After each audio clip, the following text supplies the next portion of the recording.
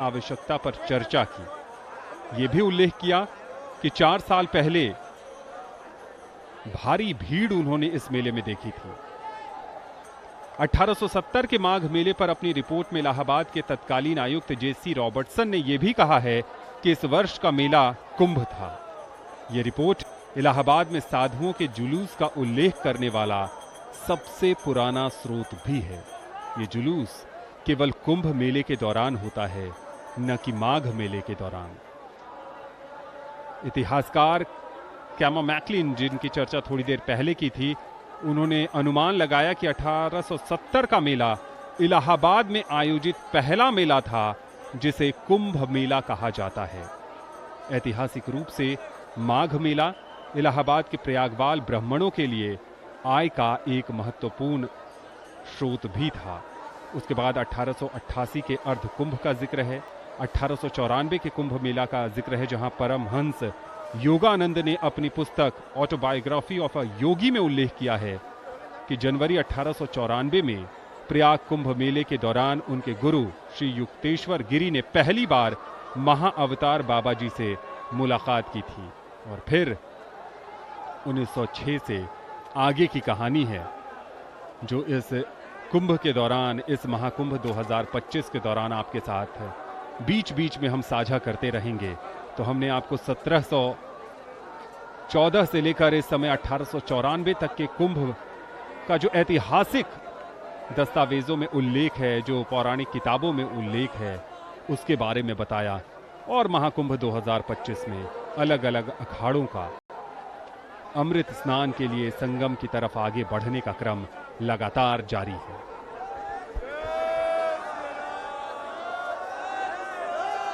अखाड़े संगम तट की ओर बढ़ रहे हैं और आप ये सजीव प्रसारण डीडी भारती, दूरदर्शन नेशनल के यूट्यूब चैनल, साथ ही प्रसार भारती के ओटीटी प्लेटफॉर्म वेव्स के माध्यम से देख पा रहे हैं।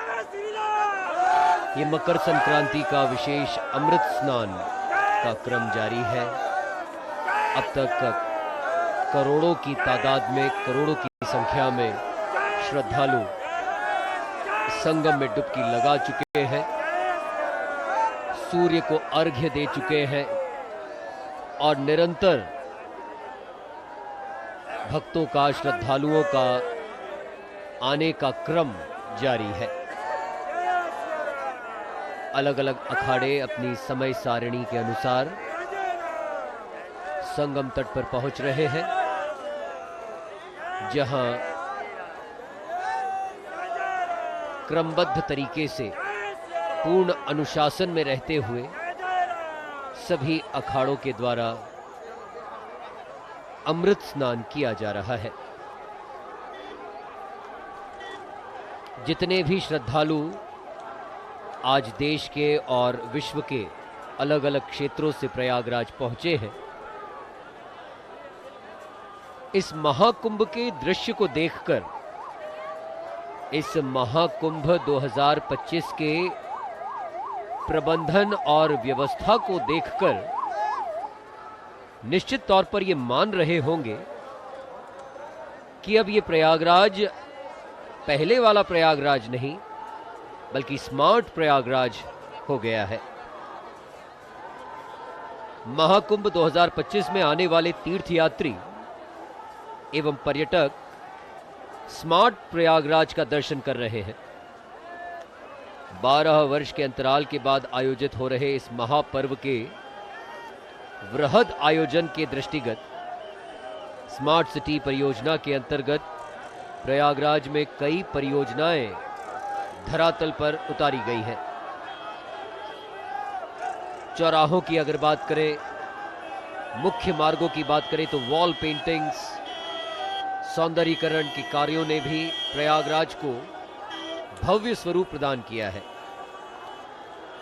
और इसी का परिणाम है कि वर्तमान में प्रयागराज सुरक्षा, स्वच्छता और सुव्यवस्था का वैश्विक मानक गढ़ने की ओर अग्रसर हो रहा है। पूरा का पूरा प्रयागराज 7 स्तरीय सुरक्षा चक्र के घेरे में है। जिसके अंतर्गत 10 प्रकार के सुरक्षा ऑपरेशन शुरू किए गए हैं। स्वच्छ एवं स्वस्थ प्रयागराज बनाने के लिए प्रयागराज नगर निगम ने स्मार्ट सिटी के सहयोग से नागरिक केंद्रित सेवाओं जैसे कि पीएमसी 24/7 मोबाइल ऐप और डिजिटल वेबसाइट शुरू की है। साथ ही नवनिर्मित अत्याधुनिक solid waste management control room एवं नागरिक सुविधा केंद्र संचालित किए जा रहे हैं। इससे नगर की सफाई व्यवस्था सुदृढ़ हुई है। और हम हमारे व्यक्तिगत अनुभव से भी अगर आपको बताएं तो समूचे मेला परिक्षेत्र में गंदगी और कूड़े कचरे का नामो निशान नहीं है। निरंतर जो हमारे सफाई कर्मी हैं उनके द्वारा निरंतर घाटों की, मेला प्रांगण, मेला क्षेत्र की और जल स्रोतों की निरंतर सफाई की जा रही है। जैसा कि अब से कुछ देर पहले हमने आपको सजीव दृश्य भी दिखाने का प्रयास किया था कि यमुना नदी, गंगा नदी और संगम क्षेत्र में अत्याधुनिक उपकरणों से सफाई का कार्य निरंतर जारी है। चूंकि स्वच्छ भारत की परिकल्पना माननीय प्रधानमंत्री जी की और उस सपने को साकार किया है भारतवासियों ने। विकास परियोजनाओं को जमीन पर उतरने के दौरान एक तरफ जहां स्थानीय निवासियों की सुविधाओं का भी ध्यान रखा गया, वहीं देश एवं दुनिया के कोने कोने से आने वाले पर्यटकों के लिए विश्व स्तरीय सुविधाएं भी प्रयागराज में उपलब्ध कराई गई हैं। यात्रियों की सुगम यात्रा सुनिश्चित करने के लिए प्रयागराज एयरपोर्ट का विस्तार, साथ ही वर्तमान में प्रयाग से 22 शहरों के लिए विमान सेवा संचालित है। तो अगर आप इस अमृत स्नान में नहीं आ पाए हैं और आगामी दिवसों में आयोजित होने वाले अमृत स्नान में प्रयागराज आने की योजना बना रहे हैं, तो किसी भी असुविधा का सामना आपको नहीं करना पड़ेगा, क्योंकि प्रयाग से अब 22 शहरों के लिए सीधे विमान सेवा संचालित हो चुकी है। साथ ही शहर की 142 से अधिक सड़कों का चौड़ीकरण एवं सुदृढ़ीकरण किया गया है। 81 नालों का बायो रेमेडिशन द्वारा शोधन कार्य और इसके अलावा 9 आरओबी यानी रेलवे ओवरब्रिज फ्लाईओवर का निर्माण कराया गया है। अखाड़ों के संगम तट तक पहुंचने का क्रम निरंतर जारी है। हाथों में छत्र लिए अनुयायी शिष्यगण और छत्र के नीचे चलते हुए गुरु, आचार्य, नेतृत्वकर्ता। प्रयागराज की स्थायी विकास की परियोजनाओं एवं सौंदर्यीकरण के कार्यों ने पूरे प्रयागराज को एक नया स्वरूप दे दिया है। आज भारत की गौरवशाली परंपरा एवं सांस्कृतिक विरासत को अपने आप में समेटे प्रयागराज स्मार्ट सिटी के रूप में महाकुंभ में आने वाले तीर्थ यात्रियों तथा पर्यटकों का स्वागत कर रहा है। पवित्र त्रिवेणी के संगम पर लगभग 4000 हेक्टेयर में मेला क्षेत्र को विकसित किया गया है, जो सन 2019 के सापेक्ष 800 हेक्टेयर ज्यादा है। साथ ही पूरा मेला क्षेत्र 25 सेक्टर में विभाजित किया गया है, जिसे देखकर ऐसा प्रतीत हो रहा है कि जैसे पूरा प्रयागराज ही टेंट सिटी में परिवर्तित हो गया है। महापर्व में आने वाले श्रद्धालु, तीर्थयात्री, कल्पवासी, साधु, संत और पर्यटक जब मेला क्षेत्र को देखेंगे तो निश्चित उन्हें दैवीय के साथ साथ प्रयागराज के आध्यात्मिक गौरव एवं वैभव की अनुभूति होगी। सुदृढ़ प्रशासनिक व्यवस्था के दृष्टिगत उत्तर प्रदेश सरकार ने महाकुंभ मेला जनपद का गठन भी किया है। ये महाकुंभ दिव्य है, भव्य है और साथ ही डिजिटल है। 2025 के महाकुंभ में आने वाले तीर्थयात्री एवं पर्यटक सनातन धर्म के आध्यात्मिक गौरव एवं वैभव का दर्शन करने के साथ ही डिजिटल महाकुंभ का भी अनुभव करेंगे। इसके लिए महाकुंभ की वेबसाइट, ऐप, 11 भाषाओं में AI चैटबॉट, तीर्थयात्रियों एवं वाहनों के लिए QR आधारित पास, बहुभाषीय डिजिटल खोया पाया केंद्र, स्वच्छता एवं टेंटों की ICT निगरानी, भूमि और सुविधा आवंटन के लिए सॉफ्टवेयर, बहुभाषीय डिजिटल साइनेज VMD, स्वचालित राशन आपूर्ति प्रणाली, ड्रोन आधारित निगरानी एवं आपदा प्रबंधन, साथ ही 530 परियोजनाओं की निगरानी का live software, inventory tracking system और पूरे मेला क्षेत्र का गूगल मैप पर एकीकरण किया गया है। कहीं ना कहीं तकनीक के माध्यम से या तकनीक की मदद से हम परंपराओं को निभाते हुए भविष्य की ओर बढ़ रहे हैं। अगर आप भी प्रयागराज के महाकुंभ में आने की योजना बना रहे हैं तो इन बातों का विशेष ध्यान रखें। जो महाकुंभ का एप्लीकेशन है वो जरूर डाउनलोड कर लेवे। साथ ही आपको समूचे मेला क्षेत्र में अलग अलग जगह हेल्प डेस्क भी नजर आएंगे, जहां पर जाकर आप अपने कोई भी संशय, कोई प्रश्न, किसी मार्ग को लेकर अगर संशय है, कहीं से कहीं आपको जाना है, आप हेल्प डेस्क पर पहुंचकर अपनी सभी समस्याओं का समाधान प्राप्त कर सकते हैं। और ये एक बार पुनः वो स्थान जहां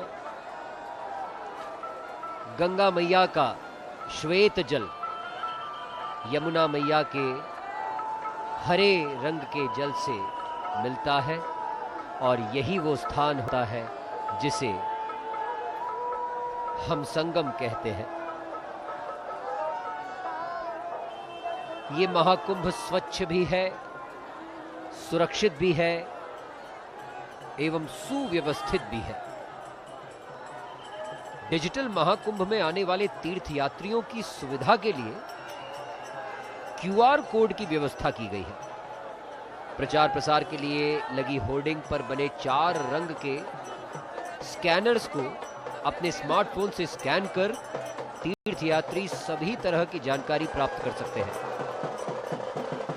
लाल रंग का अगर QR कोड आपको नजर आता है तो वह आकस्मिक सेवाओं का है। वहीं हरे रंग का QR कोड मेला प्रशासन की जानकारी आपको उपलब्ध कराएगा। नीले रंग के QR कोड को स्कैन करके आप आवास एवं आहार की जानकारियां प्राप्त कर पाएंगे। वहीं नारंगी रंग का QR कोड यूपी की उपलब्धियां और सक्सेस स्टोरीज बयां करता है। इन QR कोड को आप आकस्मिक सुविधा हो, मेला प्रशासन, आहार विहार, आवास सहित अन्य जानकारियां प्राप्त करने के लिए प्रयोग कर सकते हैं। दुनिया के किसी भी कोने में बैठा पर्यटक इस डिजिटल महाकुंभ में AI जनरेटेड चैटबॉट के माध्यम से अपने प्रश्नों का उत्तर प्राप्त कर सकता है। और ये वैष्णव संप्रदाय के साधु संत, अनुयायी, श्रद्धालु, भक्तगण अब क्रम अनुसार, समय सारिणी के अनुसार संगम तट पर पहुंच रहे हैं। और यहाँ पर हम हमारे कमेंट्री बूथ में ये महसूस कर पा रहे हैं। और ये देखिए, ये सजीव दृश्य जो बात मैं आपको कह रहा था उसका दृश्य भी आपके सम्मुख हमने प्रस्तुत कर दिया। हेलीकॉप्टर से जो श्रद्धालु हैं, जो पवित्र डुबकी लगा रहे हैं, उनका अभिनंदन किया जा रहा है पुष्प वर्षा के माध्यम से, क्योंकि इन भक्तों की जो भक्ति है वो अपार है। इनकी श्रद्धा, इनकी तपस्या, इनका समर्पण का, इनका त्याग का भाव अकल्पनीय है और वंदनीय है। और इसी हेतु वंदना पुष्प वर्षा के माध्यम से, इन भक्तों की भक्ति की वंदना, इनकी आस्था और श्रद्धा के प्रति आभार पुष्प वर्षा के माध्यम से प्रकट किया जा रहा है। यहां जितने श्रद्धालु आज प्रयागराज में पहुंचे हैं, निश्चित रूप से बहुत सतर्क है और इस सुव्यवस्थित डिजिटल महाकुंभ में सरकार के द्वारा और मेला प्रशासन के द्वारा उपलब्ध कराई गई सेवाओं और सुविधाओं का लाभ ले रहे हैं। और ये देखिए, पुनः पुष्प वर्षा, संगम पर स्नान करने वाले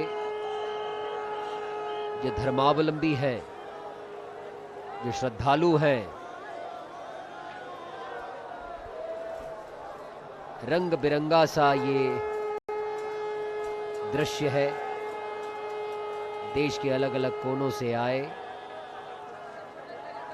सनातन धर्म के, संस्कृति के प्रचारक, संवाहक, जो आज गंगा यमुना सरस्वती के संगम में स्नान करके स्वयं तो पुण्य लाभ अर्जित कर ही रहे हैं। और ऐसी हमारी भारतीय परंपरा है, मान्यता है कि तीर्थ यात्री जब तीर्थ यात्रा करके अपने स्वदेश लौटता है तो उसका सम्मान करके, उसका दर्शन करके भी तीर्थ यात्रा का कुछ पुण्य प्राप्त हो जाता है। तो ये सभी तीर्थयात्री आज जो प्रयागराज में आए हैं, जब वे अपने अपने घर लौटेंगे तो उनके दर्शन से दर्शनार्थी पुण्य लाभ अर्जित कर पाएंगे। अखाड़ों का क्रम लगातार जारी है महाकुंभ 2025 में, और वो लगातार अपने क्रम के अनुसार आगे बढ़ रहे हैं। और प्रशासन की तरफ से जो व्यवस्था की गई है, पुष्प वर्षा, अमृत स्नान में अमृतत्व की खोज और अमृत जल में डुबकी लगाने के निमित्त जो भी संत महात्मा आचार्य यहाँ पर आए हैं, साथ ही साथ देश विदेश से लाखों करोड़ों श्रद्धालु यहाँ आए हैं, उनके अभिनंदन के लिए, उनके स्वागत के लिए प्रशासन की तरफ से पुष्प वर्षा की जा रही है। कल भी हमने देखा था कि पौष पूर्णिमा के स्नान के दौरान भी लगातार पुष्प वर्षा की जा रही थी। और ये अतिथि देवो भवः की परंपरा का द्योतक है। अतिथियों का स्वागत हम करते हैं और स्वागत करने के कई तरीके होते हैं।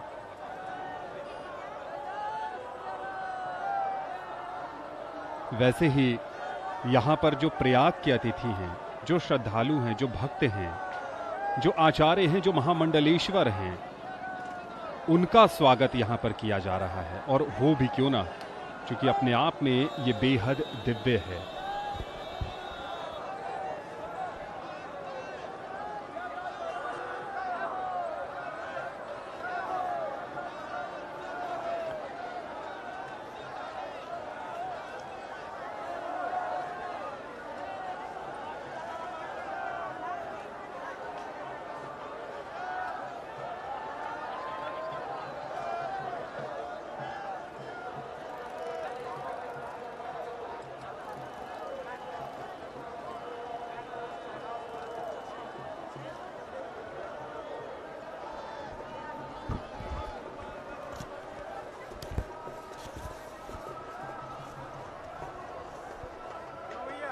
कुंभ मेला भारतीय संस्कृति का जीवंत दर्शन है।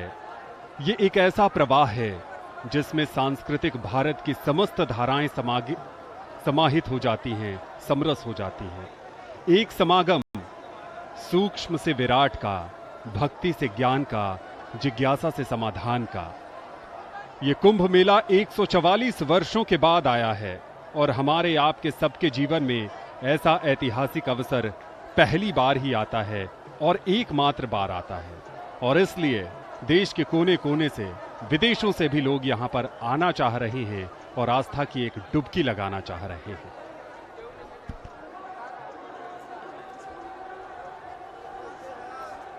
कुंभ के इतिहास की चर्चा की जा रही थी, तो आजादी से पहले 1942 का कुंभ भी था और उसका उल्लेख भी ऐतिहासिक दस्तावेजों में मिलता है।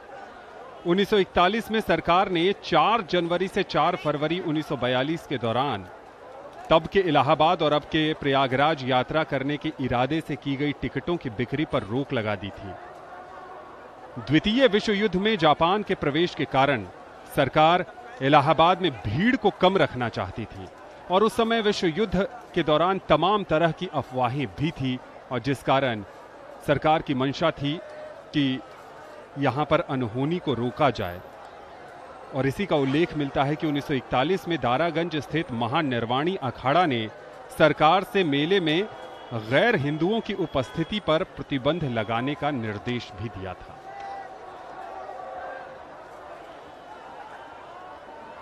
उन्नीस के कुंभ की बात करें तो स्वाधीनता के बाद 1954 में देश में पहली बार प्रयागराज में कुंभ का आयोजन हुआ था, जिसको लेकर तत्कालीन केंद्र सरकार बहुत संजीदा थी और उसने बहुत कोशिश की थी। तत्कालीन राष्ट्रपति डॉक्टर राजेंद्र प्रसाद ने कुंभ के दौरान 1 महीने का कल्पवास भी किया था। हम लगातार कल्पवास की चर्चा करते रहे हैं, और फिर प्रयाग में 2013 का वो कुंभ मेला भी आया जो 55 दिनों तक चला। 12 करोड़ से ज्यादा श्रद्धालुओं ने पवित्र संगम में डुबकी लगाई थी, और उसके बाद हमने 2019 का वो ऐतिहासिक कुंभ भी देखा, जहां पर विराटता और वैभवता अपने चरम पर नजर आई थी। लगातार अखाड़ों का क्रम जारी है, और ये अखाड़े न सिर्फ कुंभ के आकर्षण हैं, बल्कि भारतीय सनातन संस्कृति की अमूल्य धरोहर भी है। कुंभ भारतीय संस्कृति की वो अमूल्य निधि है। भारत और विश्व भर में फैले कोटि कोटि हिंदू और प्रवासी भारतीय युगों युगों से कुंभ के माध्यम से आध्यात्मिक रूप से एकताबद्ध होते रहे हैं। किसी उत्सव के आयोजन में जनसंपर्क अभियान और अतिथियों को आमंत्रण प्रेषित किया जाता है, जबकि कुंभ विश्व में ऐसा पर्व है जहां कोई आमंत्रण अपेक्षित नहीं होता। भाषा भेद, जाति भेद, वर्ण भेद, प्रांत भेद, आयु भेद तथा साधन भेद से ऊपर उठकर केवल आस्था के बल पर करोड़ों लोग सहस्राब्दियों से केवल पंचांग देखकर इस पवित्र पर्व को मनाने के लिए एकत्र होते हैं। इनमें ऊंच नीच, छुआछूत, दलित पूजित का कोई भेदभाव नहीं रह जाता। कुंभ एक ऐसा विशाल पर्व है जहां सनातन हिंदू संस्कृति अपने संपूर्ण वैभव, समृद्धि और सौंदर्य के साथ उपस्थित रहती है। यह आर्य संस्कृति का बृहत्तम मिलन बिंदु भी है। 13 दिसंबर को यानी 13 दिसंबर 2024 को प्रधानमंत्री नरेंद्र मोदी का आगमन प्रयागराज की धरा पर हुआ था, और प्रधानमंत्री ने हनुमान मंदिर corridor, Akshay Vat corridor, Patalpuri corridor, Saraswati Koop corridor और भारद्वाज आश्रम कॉरिडोर का लोकार्पण किया था। इसके अलावा द्वादश माधव मंदिर, शिवालय पार्क, नागवासुकी मंदिर जैसे पवित्र स्थलों का कायाकल्प भी कराया गया है इस महाकुंभ को ध्यान में रखकर। अभी हमने देखा कि एक पूरा परिवार अमृत स्नान में आस्था की डुबकी लगा रहा है। पौराणिक स्थलों के सुदृढ़ीकरण के माध्यम से प्रयागराज का पुरातन वैभव भी पुनर्स्थापित हो रहा है। धार्मिक आस्था एवं पर्यटन के लिहाज से भी इनकी विशेष महत्ता है। महाकुंभ के पौराणिक महत्व को ध्यान में रखते हुए इस बार मेला क्षेत्र में अमृत कलश की स्थापना भी की गई है। लगभग 12,000 वर्ग फीट भूमि पर अमृत कलश से टपकती बूंद के दृश्य को प्रतिकृति के रूप में प्रदर्शित किया गया है।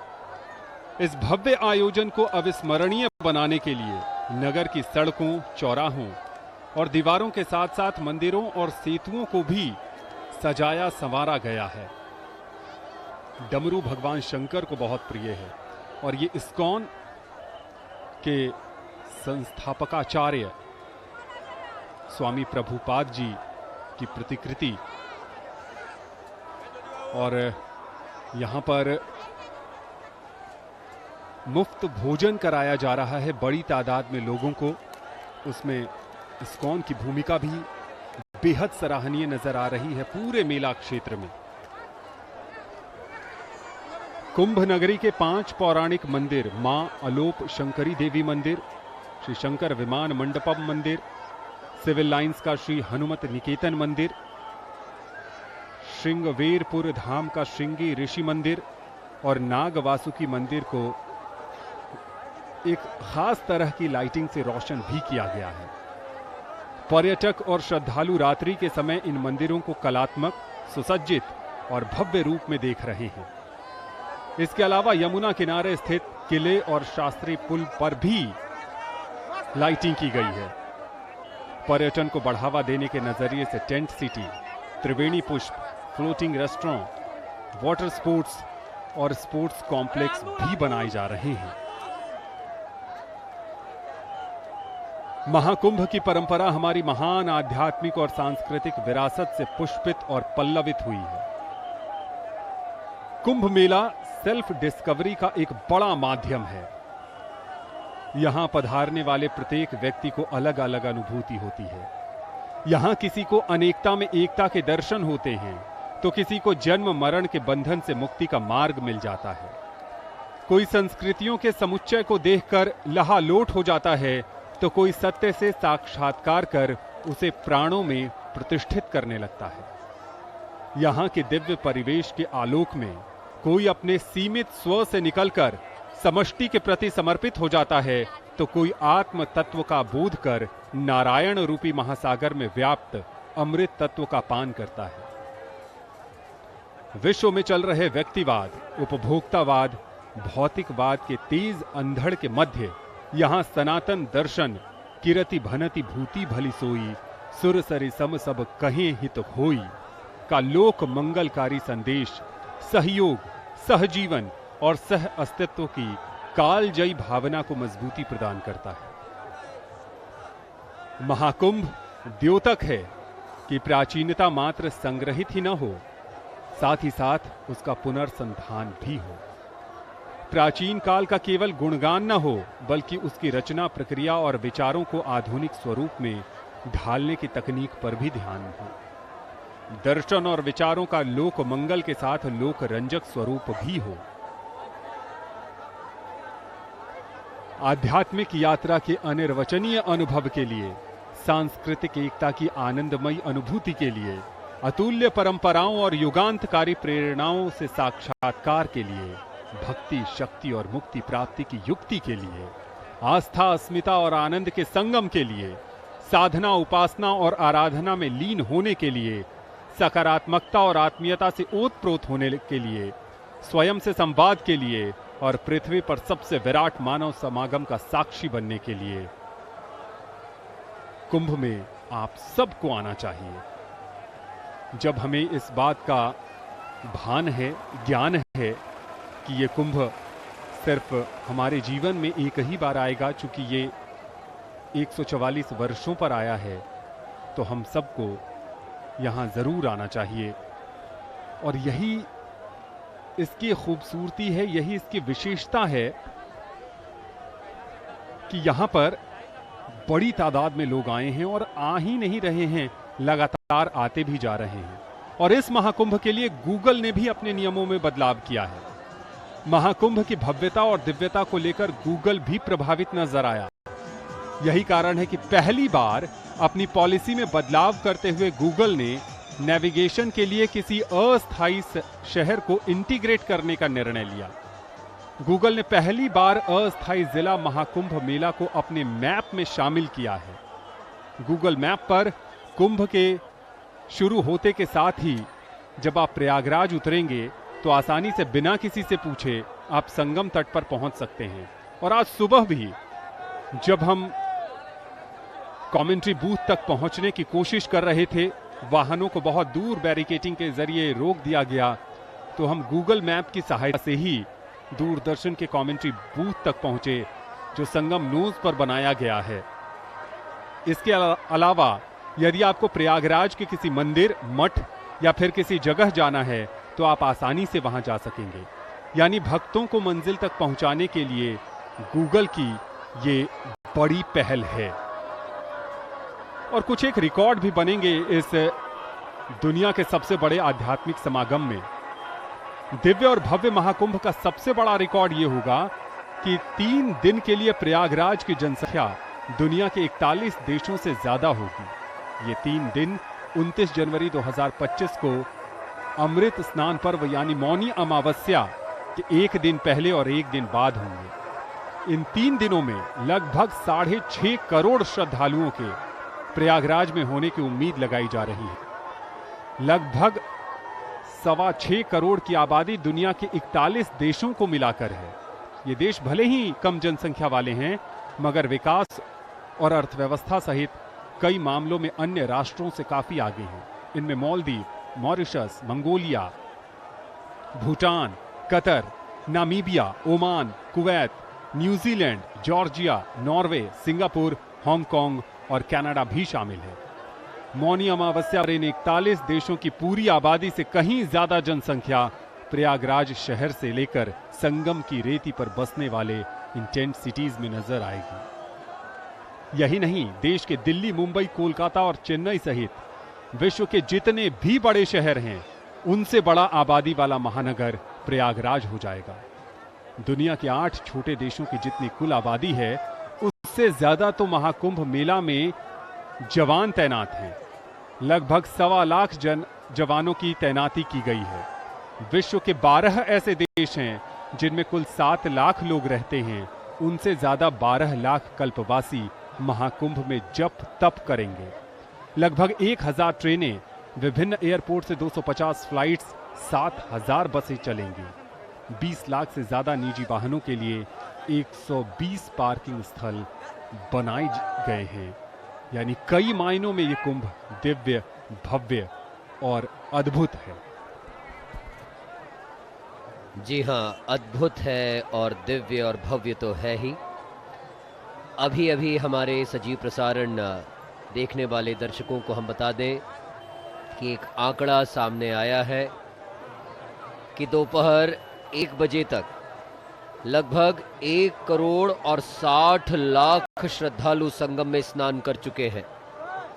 एक निजी न्यूज़पेपर रिपोर्ट के माध्यम से ये आंकड़ा सामने आया है। 1 बजे तक 1 करोड़ और 60 लाख श्रद्धालु संगम में स्नान कर चुके हैं और इस हिसाब से 30 घंटे में लगभग 3 करोड़ लोगों ने गंगा में डुबकी लगाई है। अनुशासन कायम है, व्यवस्था कायम है, लेकिन आर्मी को भी स्टैंड बाय पर रखा गया है।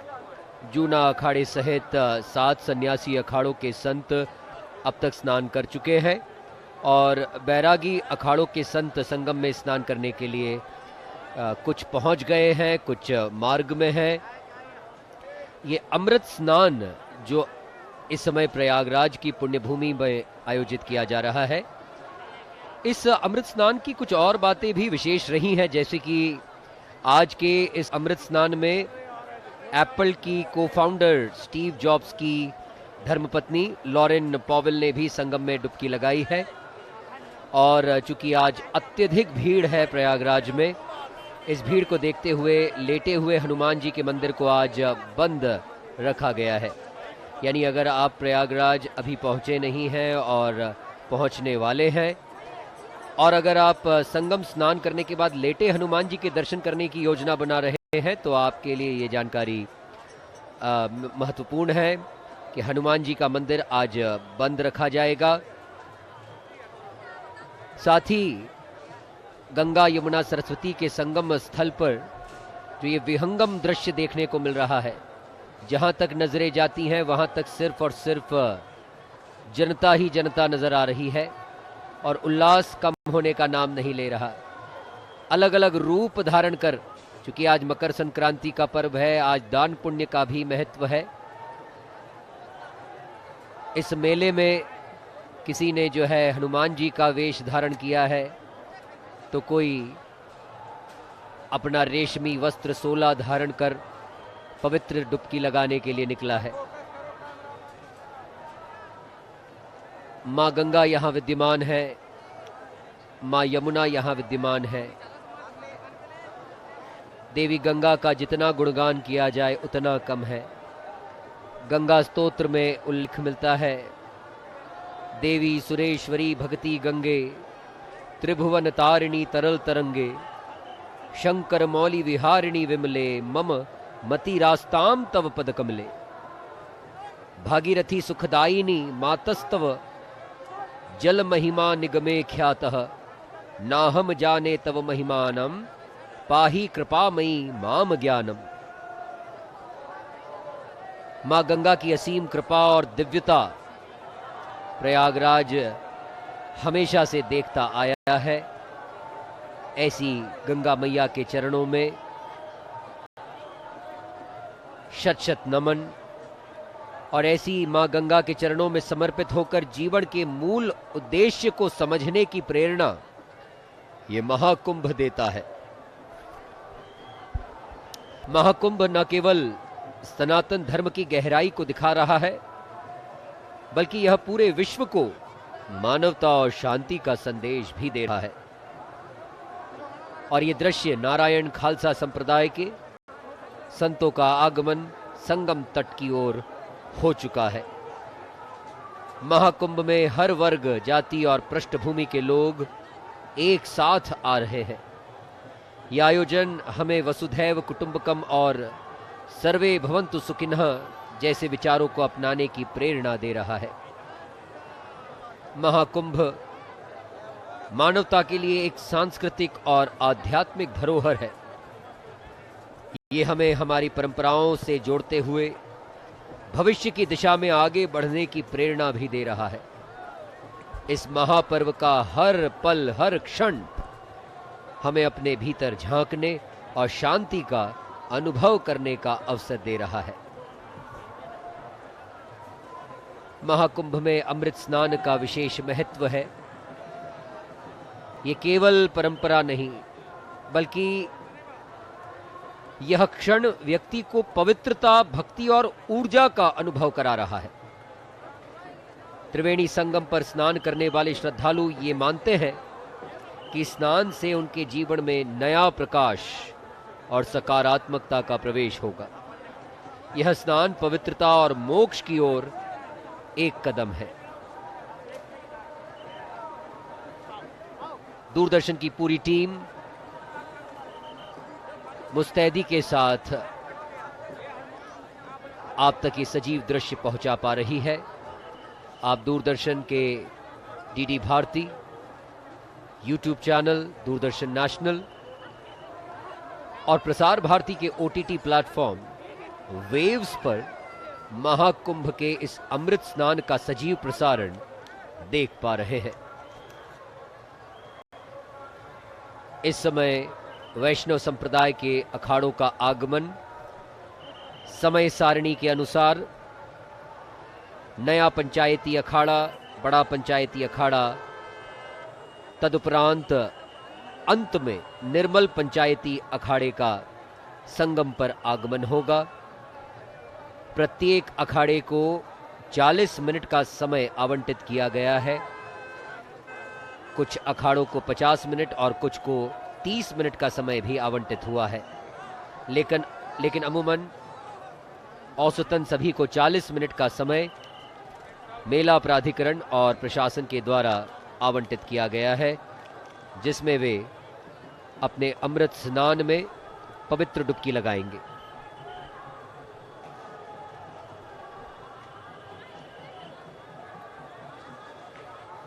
चूंकि आज मकर संक्रांति है और आज से माघ माह की शुरुआत भी हो चुकी है, माघ स्नान की अनेकानेक पौराणिक मान्यताएं हैं, कथाएं हैं। मान्यता है कि इस माह में व्रत, दान और तपस्या से भगवान श्रीहरि प्रसन्न होते हैं और स्वर्ग लाभ प्राप्त होता है, सभी पापों से मुक्ति मिलती है और भगवान वासुदेव की प्रीति प्राप्त करने के लिए प्रत्येक मनुष्य को माघ स्नान अवश्य करना चाहिए।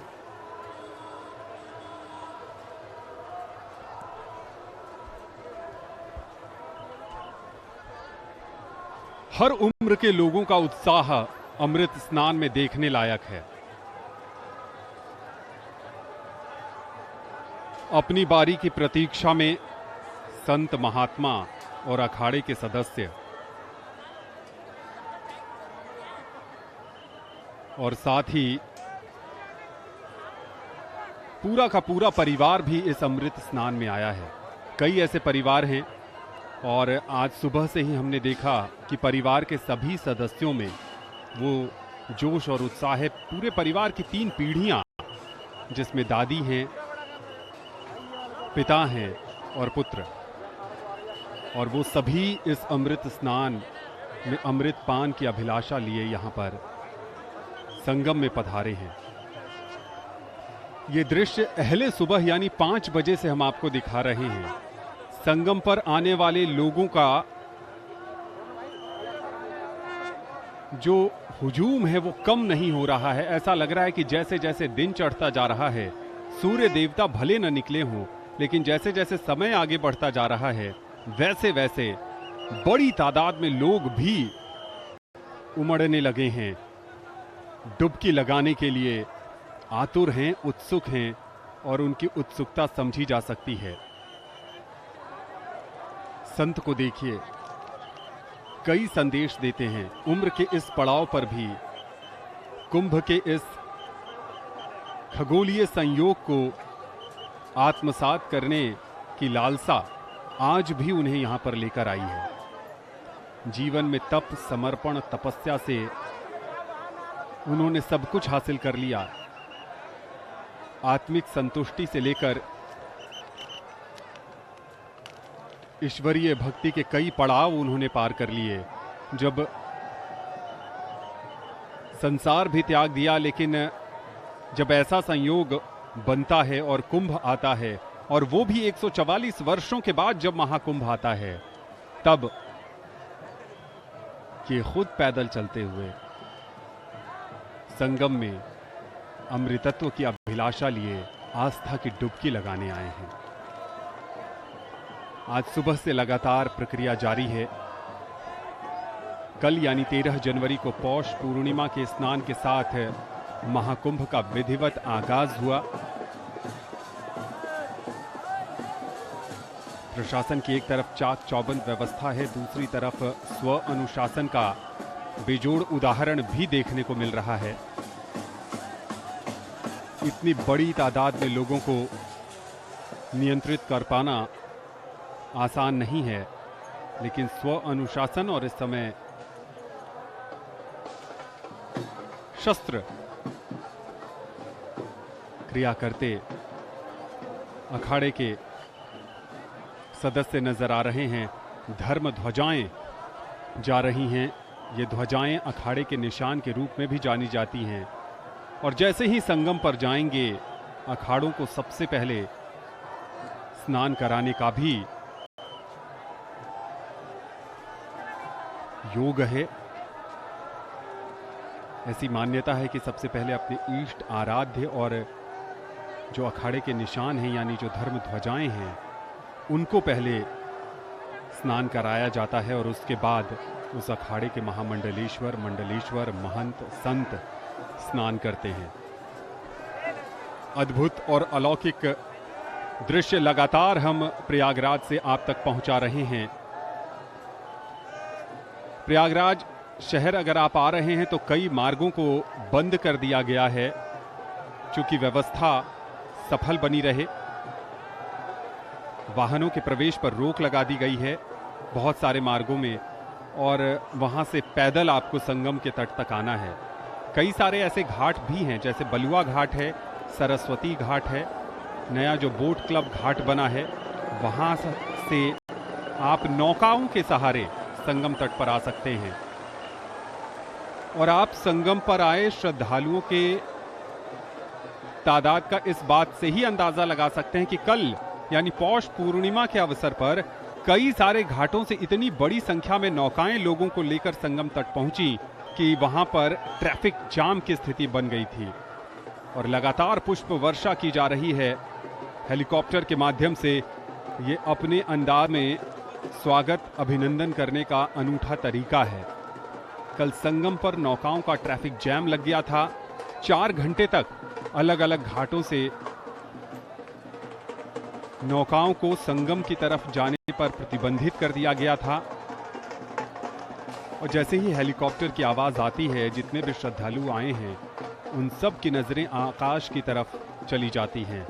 और पुष्प वर्षा का दृश्य देखने में जितना मनोहारी लगता है, उतना ही आनंदमयी भी है। ये देखिए, एक और एंगल से पुष्प वर्षा की जा रही है। अगर आप कुंभ को विशेष तरीके से देखना चाहते हैं, यादगार बनाना चाहते हैं, तो मेला प्रशासन की तरफ से इन हेलीकॉप्टर के माध्यम से भी आप टॉप एंगल से संगम और इस पूरे मेला क्षेत्र को देख सकते हैं। अपने आप में एक विशेष व्यवस्था, और एक निश्चित अंतराल के बाद इच्छुक यात्रियों को, इच्छुक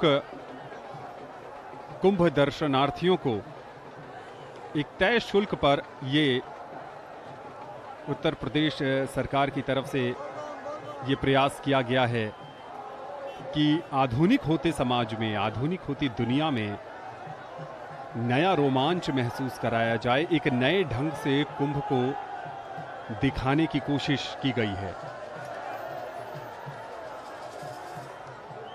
दोपहर का समय है और नज़ारा वही है जो सुबह के समय था। लगातार लोग बढ़ते ही चले जा रहे हैं। और जब मेला प्रशासन के कुछ अधिकारियों से बात हो रही थी तो उन्होंने कहा कि शाम तक यही स्थिति बनी रहेगी। अलग अलग द्वार हैं, जैसे हमने देखा कि नंदी द्वार, कच्छप द्वार, डमरू द्वार, और जिस भी द्वार पर नजर जाए वहां पर आपको सिर्फ श्रद्धालु नजर आएंगे, वहां सिर्फ कुंभ प्रेमी नजर आएंगे, वहां सिर्फ कुंभ को और नजदीक से जानने, कुंभ के नए आयामों को समझने के लिए लोग नजर आएंगे। और बड़ी तादाद में युवा इस महाकुंभ में आए हैं, जो ये बताते हैं कि उनकी आस्था संगम में डुबकी लगाने को लेकर कितनी प्रबल है। हर कोई अपनी मनोकामना की पूर्ति के लिए आया है, चाहे वो मनोकामना जीवन में तरक्की, उन्नति और प्रगति की हो, चाहे वो मनोकामना परिवार में सुख समृद्धि की हो, चाहे वो मनोकामना रोग से मुक्ति की हो, चाहे वो मनोकामना घर में बड़े बुजुर्गों के स्वास्थ्य से जुड़ी हो, चाहे वो मनोकामना समाज में शांति का संदेश फैलाने की हो, चाहे वो मनोकामना राष्ट्र की एकता को लेकर हो, या फिर उससे भी कहीं आगे जाकर विश्व बंधुत्व को एक रस करने की हो। लेकिन आया हर कोई है एक संदेश के साथ, एक मनोकामना लिए। और जो नागा सन्यासी भी आए हैं, उनका भी एक संदेश है, उनकी भी एक मनोकामना है, समाज में शांति कायम रहे, विश्व में बंधुत्व की भावना फैले और हमारा भारतवर्ष हमेशा सनातन संस्कृति की ध्वज पताका इसी वैभव और विराट स्वरूप के साथ लहराता रहे।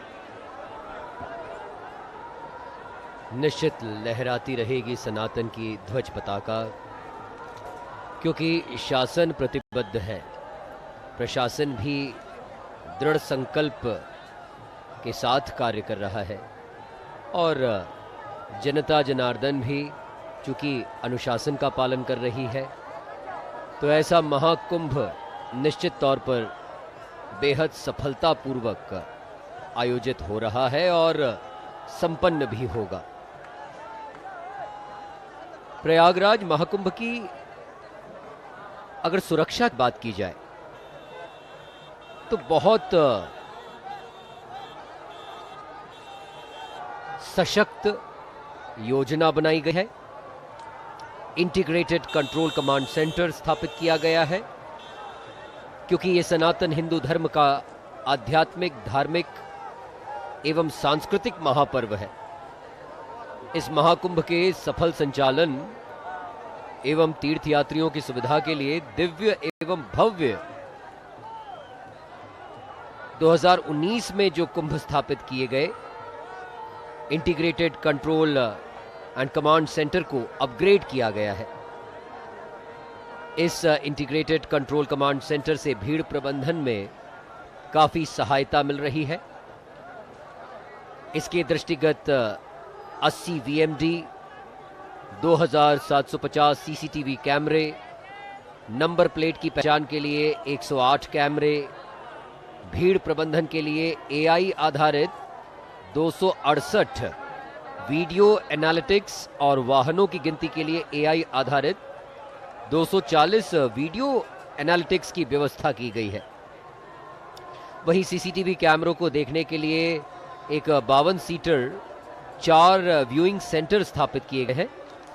इन व्यवस्थाओं के साथ महाकुंभ की प्राचीन परंपरा को अत्याधुनिक तकनीक के प्रयोग से सुगम एवं सुरक्षित बनाया गया है। तो ये कुंभ भव्य है, दिव्य है, सुव्यवस्थित है और सुरक्षित है।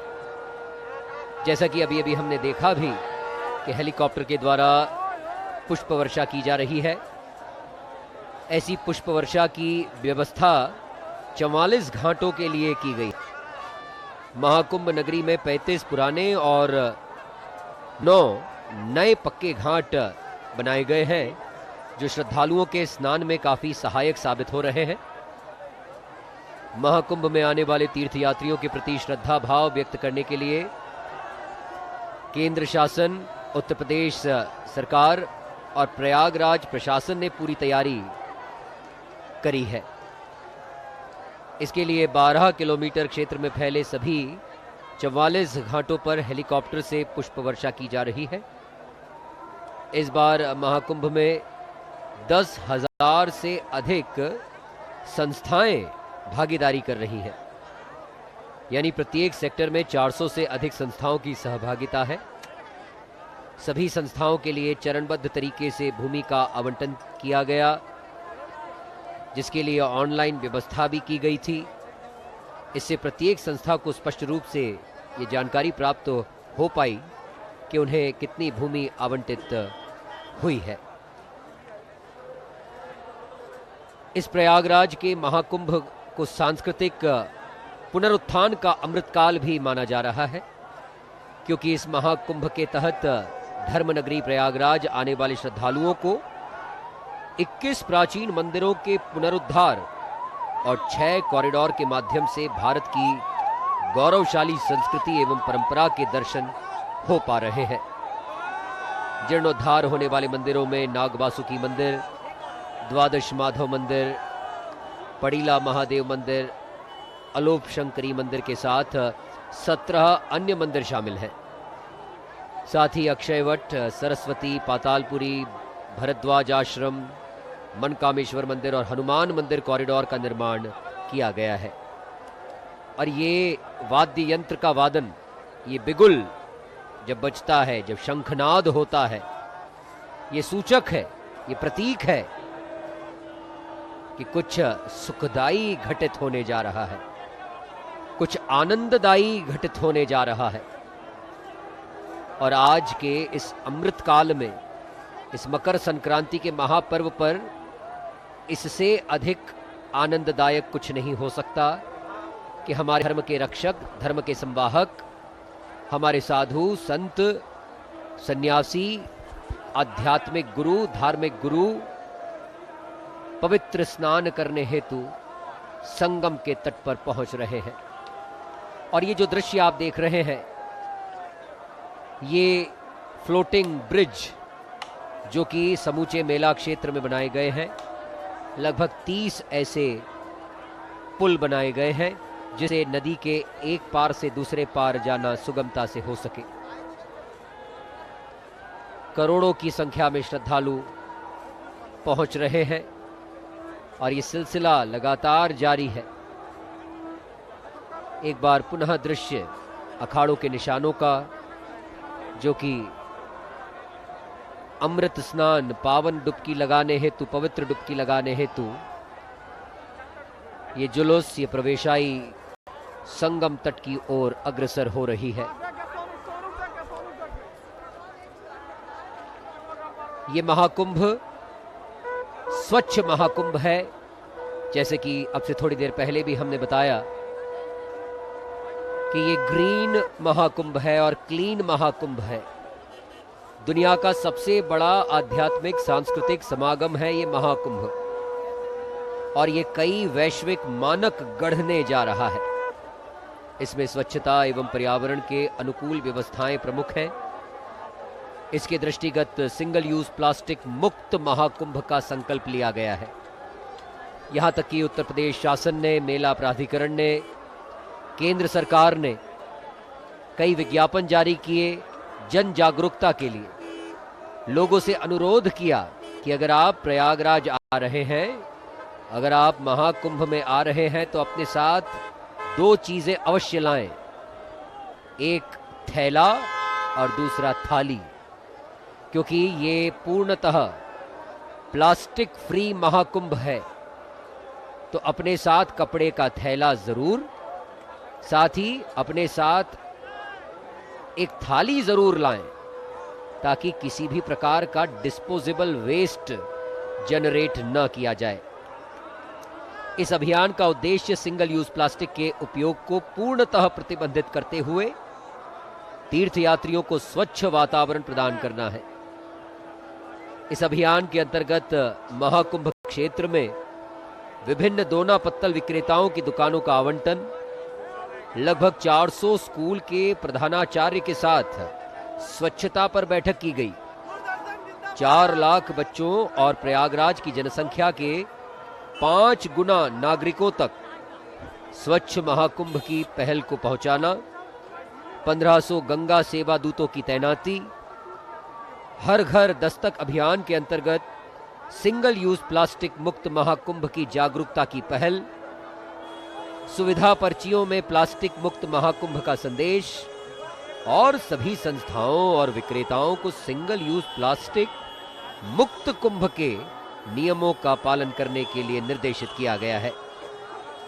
साथ ही स्वच्छता के दृष्टिगत 1.5 लाख शौचालय, 5000 यूरिनल्स, 350 सामुदायिक शौचालय, 10 टॉयलेट कॉम्प्लेक्स, 40 कंपैक्टर और 120 हॉपर टीपर की व्यवस्था की गई है। शुद्ध पेयजल की उपलब्धता भी है और विशेष प्रबंध किया गया है गर्म पानी का भी। अगर आप संगम में स्नान कर रहे हैं तो फिर आप संगम के जल से ही स्नान करेंगे, लेकिन अगर आप मेला क्षेत्र में कहीं और स्नान कर रहे हैं तो सुविधा के लिए गर्म जल, गर्म पानी का भी प्रबंध यहां किया गया है।